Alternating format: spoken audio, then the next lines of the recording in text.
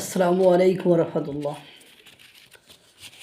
ভাড়া করা প্রেমিক অর্থাৎ পরকীয়া প্রেমিক নিজের স্বামীর চেয়ে সবসময় দেখবেন ওই স্ত্রীর কাছে ভালো হয়। আবার যেটা স্বামীরা পরকীয়া করে অন্যর বউর সাথে, তাদের কাছে দেখবেন নিজের বউর চেয়ে ওই অন্যের বউ ভালো লাগে। কারণ হলো সেই সময় যা কিছু দেখায় ওই মহিলা, আমার স্ত্রী যেমন আমি অন্যায় করলে আমাকে ধরিয়ে দেয়, এটা অন্যায়, এটা ভুল, এটা এরকম না।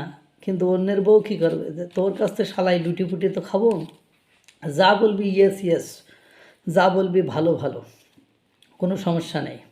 আবার মানে অন্যর বউ অন্যর বরের ভাই যা কবে সব প্রশংসা করে, এই বেটার কোনো কিছু খারাপ পেলে আমার সার্ভিস বন্ধ হয়ে যাবে, কারণ যখন ভালো লাগবে না মারব দেবো ছুঁড়ে। তো বাংলাদেশের ভাগ্য আকাশে বিদেশ থেকে ভাড়া করা মালগুড়েলে লইয়া এসে স্বাধীনতা সার্বভৌমত্ব কীভাবে বিপন্ন করে ফেলেছে সেটা বলার অপেক্ষা রাখে না। যে দেশের অন্তর্বর্তীকালীন সরকার ডক্টর ইউনূস এমন আইক্যওয়ালা গিরিয়ালা বাস দিয়ে গেছে যে রাশিয়া থেকে তেল কিনতে হলেও আমেরিকার অনুমতি নিতে হয়। আরও অনেকবারই বলেছি। আজকে যে বিষয়টি নিয়ে কথা বলবো, যে বিদেশি অপারেটরদের হাতে দেশের ডিজিটাল সার্বভৌমত্ব।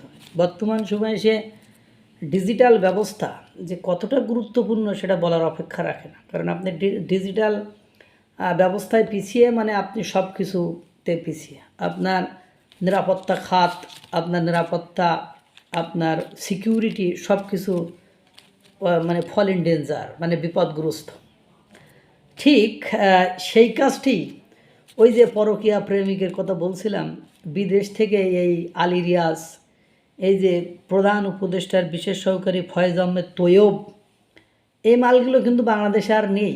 এরা কিন্তু পকার পার, ওই যে মানে দুই গুতু মারা শেষ, খাওয়া শেষ, চাটা শেষ, বাবা তুই যার বউ তার কাছে থাক, আমি গেলাম গা। এই পরকীয়া প্রেমিকের তো সেই ডক্টর আলী রিয়াজ, সেও পকার পার।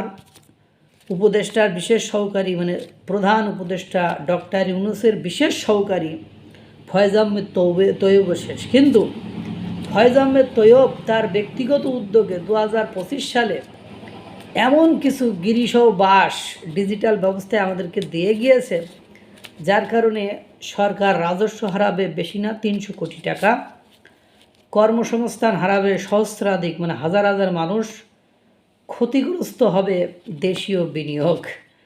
অর্থাৎ এই দেশের ডিজিটাল যে ব্যবস্থা, সেই ব্যবস্থাটি সম্পূর্ণরূপে সার্বভৌমত্ব হারিয়ে নিরাপত্তাহীনতার ভেতরে ঢুকে গেল। সরকার রাজস্ব হারালো, বাংলাদেশের মানুষ কর্মসংস্থান হারাবে, বিনিয়োগও হারাবে। আর ডিজিটাল ব্যবস্থা যদি ইনসিকিউর থাকে, অনিরাপদ থাকে, তাহলে সে দেশে আর কেউ বাণিজ্য করতে আসতে চায় না। যখন স্টার্লিংটা বাংলাদেশে চালু করতে চাইছিল, তখন ঠিক এই প্রশ্নগুলোই উঠেছিল। কিন্তু কে শোনে কার কথা, মানে কে শোনে কার কথা, বলতে বলতে হয় আমাদের গাল ব্যথা হতে থাক। জনগণের দুঃখে শেয়াল কুকুরও কাঁদিবে বলে আমার মনে হয় না।